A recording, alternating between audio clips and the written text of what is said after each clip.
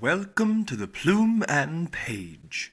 Today's story is 20,000 Leagues Under the Sea by Jules Verne. Chapter 29. Arabian Tunnel. The same day I reported to Conseil and Ned Land that part of the foregoing conversation directly concerning them. When I told them we would be lying in Mediterranean waters within 2 days, Conseil clapped his hands, but the Canadian shrugged his shoulders.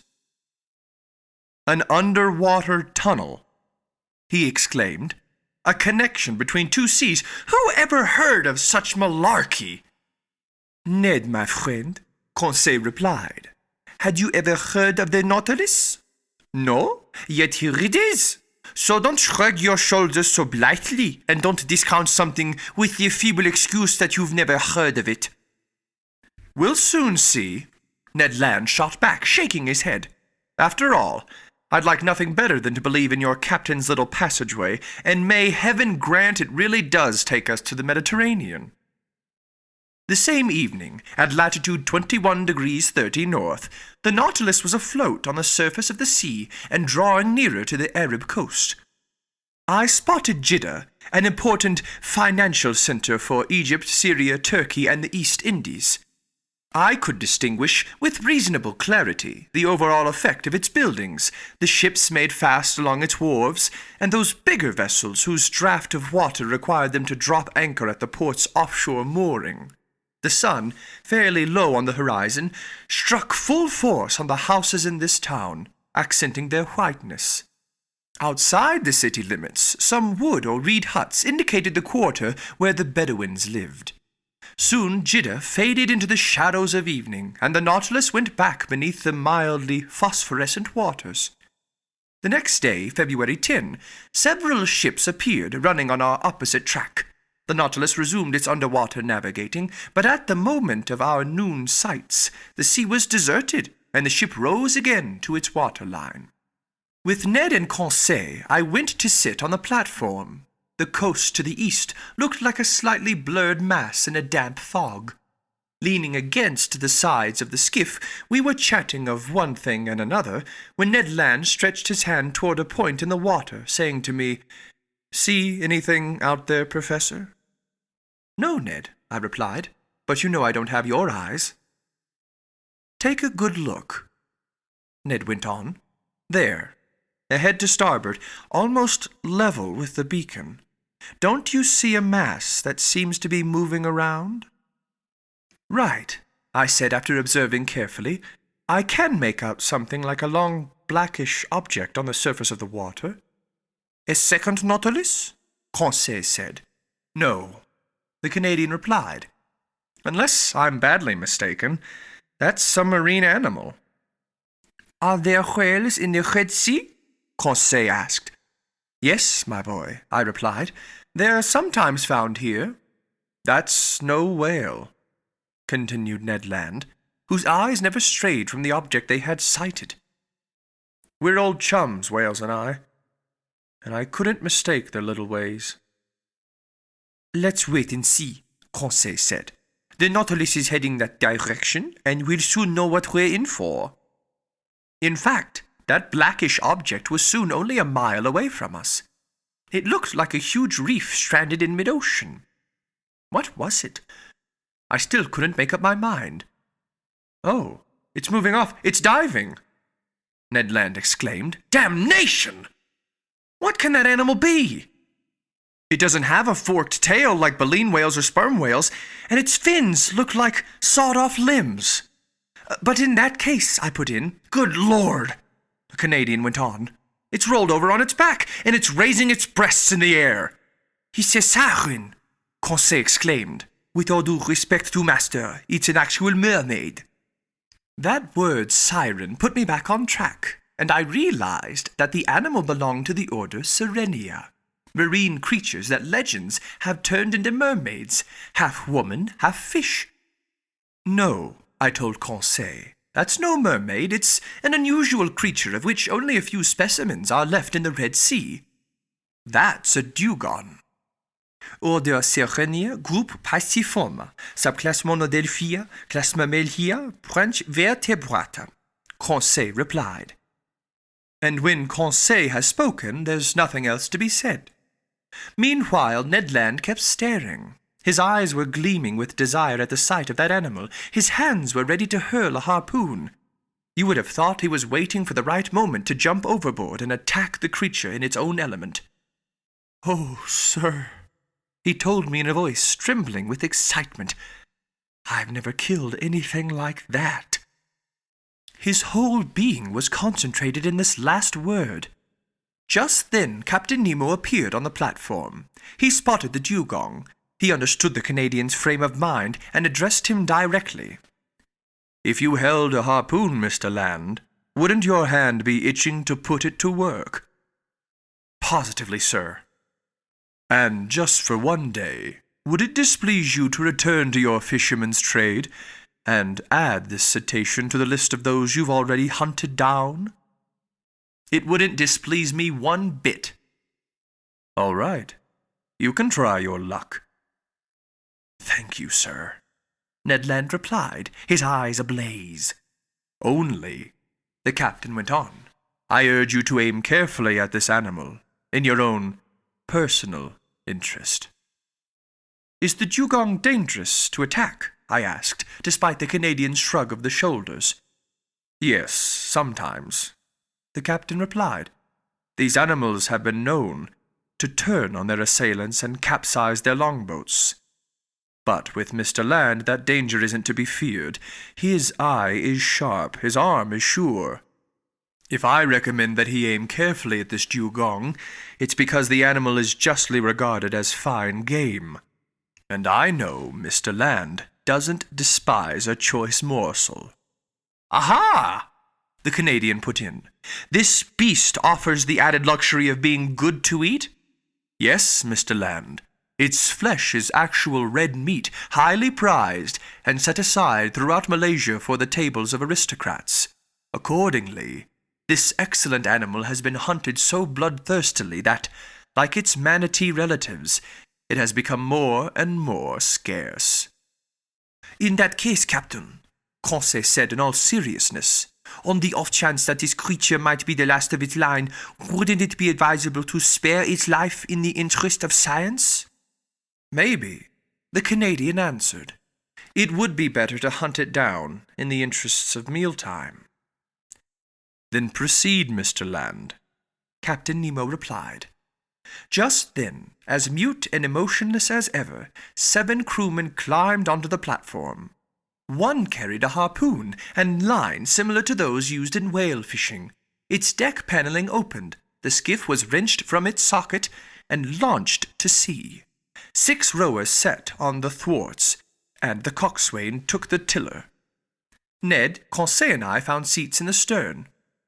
"Aren't you coming, Captain?" I asked. "No, sir, but I wish you happy hunting." The skiff pulled clear, and carried off by its 6 oars, it headed swiftly toward the dugong, which by then was floating 2 miles from the Nautilus. Arriving within a few cable lengths of the cetacean, our longboat slowed down, and the sculls dipped noiselessly into the tranquil waters. Harpoon in hand, Ned Land went to take his stand in the skiff's bow. Harpoons used for hunting whales are usually attached to a very long rope that pays out quickly when the wounded animal drags it with him. But this rope measured no more than about 10 fathoms, and its end had simply been fastened to a small barrel that, while floating, would indicate the dugong's movements beneath the waters. I stood up and could clearly observe the Canadian's adversary. This dugong, which also boasts the name halicore, closely resembled a manatee. Its oblong body ended in a very long caudal fin, and its lateral fins in actual fingers. It differs from the manatee in that its upper jaw is armed with 2 long, pointed teeth that form diverging tusks on either side. This dugong that Ned Land was preparing to attack was of colossal dimensions, easily exceeding 7 meters in length. It didn't stir, and seemed to be sleeping on the surface of the waves, a circumstance that should have made it easier to capture. The skiff approached cautiously to within 3 fathoms of the animal. The oars hung suspended above their rowlocks. I was crouching. His body leaning slightly back, Ned Land brandished the harpoon with expert hands. Suddenly, a hissing sound was audible, and the dugong disappeared. Although the harpoon had been forcefully hurled, it apparently had hit only water. "Damnation!" exclaimed the furious Canadian. "I missed it!" "No," I said. "The animal's wounded. There's its blood. But your weapon didn't stick in its body." "My harpoon! Get my harpoon!" Ned Land exclaimed. The sailors went back to their sculling, and the coxswain steered the longboat toward the floating barrel. We fished up the harpoon, and the skiff started off in pursuit of the animal. The latter returned from time to time to breathe at the surface of the sea. Its wound hadn't weakened it, because it went with tremendous speed. Driven by energetic arms, the longboat flew on its trail. Several times we got within a few fathoms of it, and the Canadian hovered in readiness to strike. But then the dugong would steal away with a sudden dive, and it proved impossible to overtake the beast. I'll let you assess the degree of anger consuming our impatient Ned Land. He hurled at the hapless animal the most potent swear words in the English language. For my part, I was simply distressed to see this dugong outwit our every scheme. We chased it unflaggingly for a full hour, and I'd begun to think it would prove too difficult to capture, when the animal got the untimely idea of taking revenge on us, a notion it would soon have cause to regret. It wheeled on the skiff to assault us in its turn. The maneuver did not escape the Canadian. "Watch out!" he said. The coxswain pronounced a few words in his bizarre language, and no doubt he alerted his men to keep on their guard. Arriving within 20 feet of the skiff, the dugong stopped, sharply sniffing the air with its huge nostrils, pierced not at the tip of its muzzle, but on its topside. Then it gathered itself and sprang at us. The skiff couldn't avoid the collision. Half overturned, it shipped a ton or two of water that we had to bail out. But thanks to our skillful coxswain, we were fouled on the bias rather than broadside, so we didn't capsize. Clinging to the stem post, Ned Land thrust his harpoon again and again into the gigantic animal, which embedded its teeth in our gunwale and lifted the longboat out of the water as a lion would lift a deer. We were thrown on top of each other, and I had no idea how the venture would have ended had not the Canadian, still thirsting for the beast's blood, finally pierced it to the heart. I heard its teeth grind on sheet iron, and the dugong disappeared, taking our harpoon along with it. But the barrel soon popped up on the surface, and a few moments later the animal's body appeared and rolled over on its back. Our skiff rejoined it, took it in tow, and headed to the Nautilus. It took pulleys of great strength to hoist this dugong onto the platform. The beast weighed 5,000 kilograms. It was carved up in sight of the Canadian, who remained to watch every detail of the operation. At dinner the same day, my steward served me some slices of this flesh, skillfully dressed by the ship's cook. I found it excellent, even better than veal, if not beef. The next morning, February 11, the Nautilus's pantry was enriched by more dainty game. A covey of terns alighted on the Nautilus. They were a species of Sterna nilotica, unique to Egypt. Beak black, head grey and stippled, eyes surrounded by white dots, back, wings, and tail greyish, belly and throat white, feet red. Also caught were a couple dozen Nile duck, superior tasting wildfowl, whose neck and crown of the head are white speckled with black. By then the Nautilus had reduced speed. It moved ahead at a saunter, so to speak. I observed that the Red Sea's water was becoming less salty the closer we got to Suez. Near 5 o'clock in the afternoon, we sighted Cape Ras Mohammed to the north. This cape forms the tip of Arabia Petraea, which lies between the Gulf of Suez and the Gulf of Aqaba. The Nautilus entered the Strait of Jubal, which leads to the Gulf of Suez. I could clearly make out a high mountain crowning Ras Mohammed between the two gulfs. It was Mount Horeb, that biblical Mount Sinai, on whose summit Moses met God face to face, that summit the mind's eye always pictures as wreathed in lightning. At 6 o'clock, sometimes afloat and sometimes submerged, the Nautilus passed well out of El Tur, which sat at the far end of a bay whose waters seemed to be dyed red, as Captain Nemo had already mentioned. Then night fell in the midst of a heavy silence occasionally broken by the calls of pelicans and nocturnal birds, by the sound of scurf chafing against rocks, or by the distant moan of a steamer churning the waves of the Gulf with noisy blades. From 8 to 9 o'clock, the Nautilus stayed a few meters beneath the waters. According to my calculations, we had to be quite close to Suez. Through the panels in the lounge, I spotted rocky bottoms brightly lit by our electric rays. It seemed to me that the strait was getting narrower and narrower. At 9:15, when our boat returned to the surface, I climbed onto the platform. I was quite impatient to clear Captain Nemo's tunnel, couldn't sit still, and wanted to breathe the fresh night air. Soon, in the shadows, I spotted a pale signal light glimmering a mile away, half discolored by mist. "A floating lighthouse," said someone next to me. I turned and discovered the captain. "That's the floating signal light of Suez," he went on. "It won't be long before we reach the entrance to the tunnel." "It can't be very easy to enter it." "No, sir. Accordingly, I'm in the habit of staying in the pilot-house and directing maneuvers myself. And now, if you'll kindly go below, Professor Arjona. The Nautilus is about to sink beneath the waves, and it will only return to the surface after we've cleared the Arabian Tunnel." I followed Captain Nemo.